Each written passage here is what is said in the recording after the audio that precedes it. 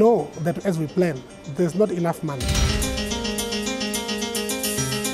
The capacity planning could be scaled up to look after a national health insurance fund.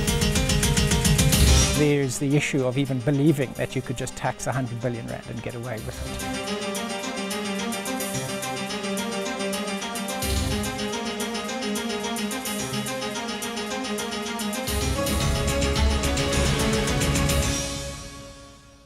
Hello and welcome to the CNBC Africa special entitled South Africa's Healthcare Under the Knife. I'm Suzanne Beukes. South Africa's healthcare sector is set for a far-reaching facelift. The first draft of government's proposed national health insurance plan is expected out in June. The market is waiting to see what this means for the 74 billion rand medical scheme industry. Will it change the structure of the industry, the number of players, or the way things have worked forever? Can this plan achieve its goals of providing comprehensive healthcare for all South Africans? Will there be a place for the private healthcare industry? And what strategies are industry players putting in place now as the deadline draws nearer? South Africa's public healthcare is failing its people. The country's burden of disease is on average 4 times larger than that of developed countries, and in most instances, almost double that of emerging economies. There aren't enough doctors, nurses and hospital beds, and around 40% of all resources belong to the private sector. It needs an overhaul. And in the next few months, government comes out with the first version of its national health insurance plan. The plan aims to give everyone access to affordable, comprehensive healthcare. We don't know what the exact details of the plan are yet, but we do know in 5 years' time, we could see a very different healthcare picture.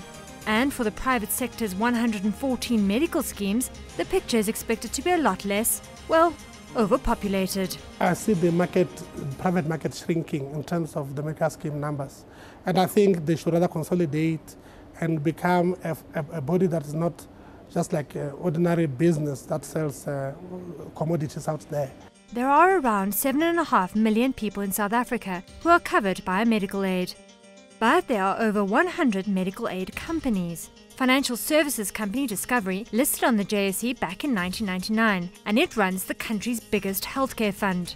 It's got over 2 million people on its books and has out-trumped competitors through its innovative strategies and by reinvesting in its technologies. There's too many schemes. The industry is too fragmented, which means that companies like Discovery actually spend more on capex in their call centers than some of the small players making revenues every year. So Discovery, instead of making huge profits, they are a profitable company, but instead of being short-sighted, they actually used their scale to build a business that is technologically very advanced. I mean, I would go as far as saying it's one of the best medical schemes on the planet, and never mind in Africa. While Discovery may be the leader in the open market, which is basically individuals signing up for a medical aid, Metropolitan dominates the closed or corporate scheme space with a market share of 60%. It's also the biggest administrator and has the golden goose, the civil servant contract called the Government Employee Medical Schemes, or GEMS. It grows at about 600 families per day, and it's just over 462,000 principal members in the fund currently. So it's an exciting fund, and it was a startup by government as an employer, which makes it even more exciting. And about 40% of the membership in GEMS are people that were not previously covered by medical aid. Currently, Discovery holds around 8% of the closed medical scheme market. The recent recession forced many of these company-run medical schemes to cut back on costs, and Discovery has been there to pick up these clients through its army of brokers, asking no questions. We've seen the fastest rate of growth we've ever had. The fastest rate of growth we've ever had in Discovery's history in the health side, in both the closed scheme market and the open scheme market.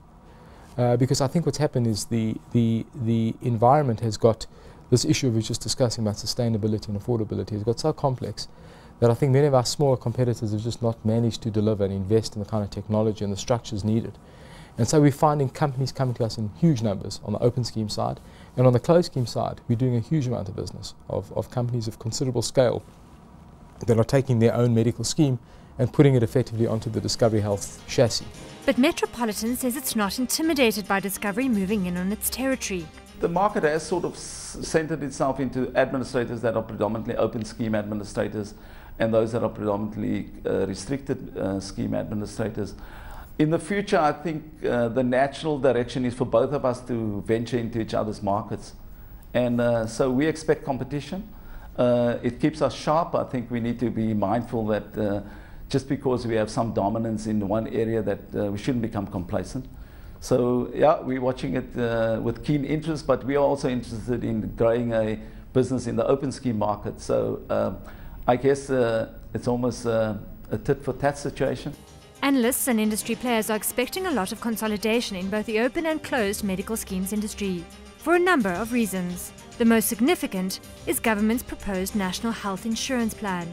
Although the details of the NHI aren't out yet, the central premise of the plan envisages the creation of a single payer fund by way of an NHI authority.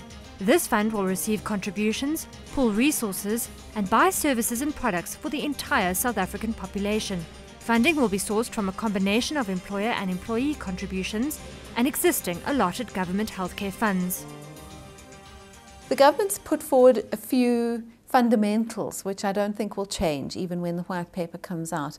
And those are that there's going to be an earmark tax from payroll, and it's going to be between 3 and 5%. And that there's going to be cross-subsidization as a result of that, both risk cross-subsidization, that means the healthy and young are subsidizing the elderly and sick, and income cross-subsidization, that means the higher you earn, the more you pay, and you cross-subsidize the poor and indigent. The second fundamental is that there's going to be a single purchaser model. That means that the NHI agency, or whatever the kind of agency it is, will negotiate prices for the entire NHI fund, or NHI system rather. Medical care will be free at the point of service, which implies a prepayment method, which we've just spoken about, because that will be earmarked tax. That the current tax allocations to healthcare will be increased. While Discovery and Metropolitan fight for size, they have also been working quietly behind the scenes as the NHI looks imminent. Originally, government was going to manage all claims and processes on its own, with an initial cost of 30 billion rand just to set it up. But now, analysts say government could turn to the private sector to administer the country's 47 million people. I think that the government is quite committed to not losing any of the expertise in the industry. And they've said that publicly. They want the private sector to work with them. And because of the sheer scale of their administrative businesses, Metropolitan and Discovery are likely to benefit big time from the National Health Insurance Plan. All the constituent parts that you will need for national health insurance can be found in the learning that we've experienced with GEMS. I think the other interesting thing is GEMS is starting to, or our relationship with GEMS is starting to demonstrate to government that you can use public-private partnerships very efficiently to bring new healthcare funds into existence, and national health insurance will certainly be one of those new healthcare funds that is going to be covering a broader population in South Africa, and I think we can play quite an interesting role in that. And I think very involved in the process, very involved in a lot of the thinking. I don't think it does. I think that change always poses risks and opportunities, but I think that when the dust settles, you're going to have all kinds of systems working together. And again, I come back to the issue of size and capability. I think we have a lot to offer and share in helping build a system, and we're committed to doing that. So where does that leave the smaller guys if consolidation is inevitable? On the one hand, there is less competition. On the other hand, lower administrative costs and better savings. As a consumer, in needing to choose a medical scheme, there is quite a lot of choice, and it's quite confusing. And then in terms of the administrators, I think there are about 20 administrators, another roughly 16 self-administered schemes. All that translates into higher costs. I think it would be favourable if NHI was able to achieve some consolidation and some cost reductions. The other big administrator is MedScheme, which isn't listed on the JSE. One analyst suggests that if government were to put the administration of the NHI out to tender to private companies, the industry would consolidate to the extent that there would be just 3 major administrators left. The 2 big ones will be Discovery and Metropolitan, and then a third contender, a company with a massive distribution network and deep pockets, some 3.5 billion rand deep to be precise. Sanlam is the country's second biggest life insurer. and it re-entered the medical aid scheme industry in 2007. Currently, in the healthcare space, it doesn't have much clout, but it's looking to gain some.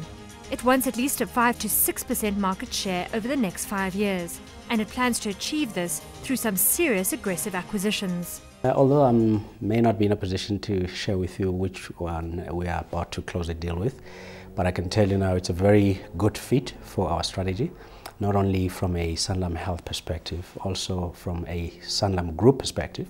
And I may not comment on who else we're talking to at this stage, but I can tell you that we have clearly cut a mandate that we should go for the candidates that will provide the best fit for our strategy, even going outside of Africa if there is an intent to do that.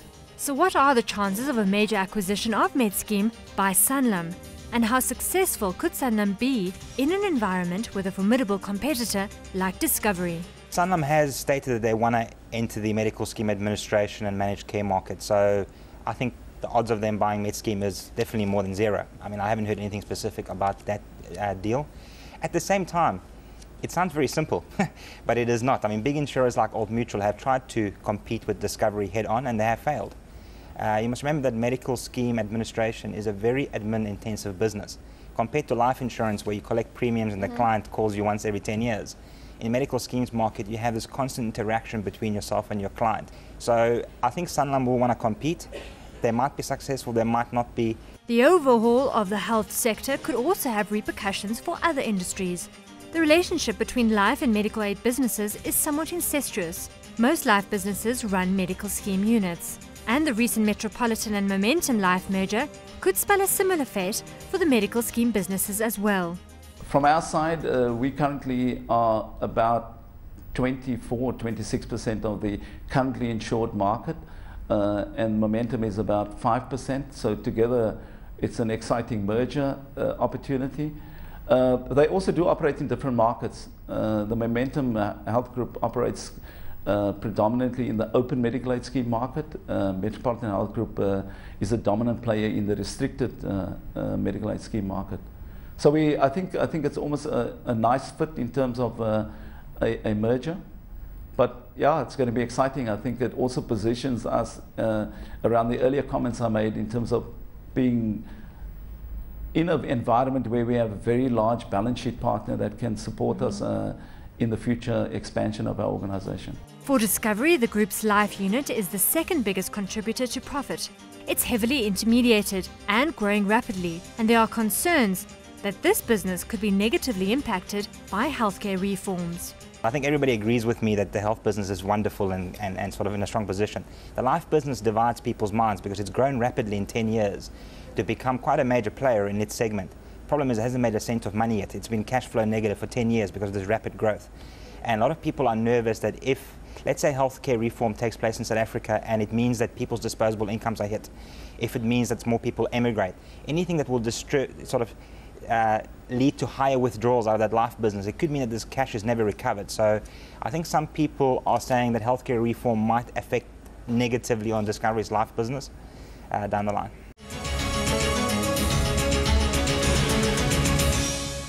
After the break, the aim of the National Health Insurance Scheme is to give access to better healthcare in South Africa for all of its citizens. But can it solve some of the fundamental challenges in the private healthcare industry, like competition and regulation?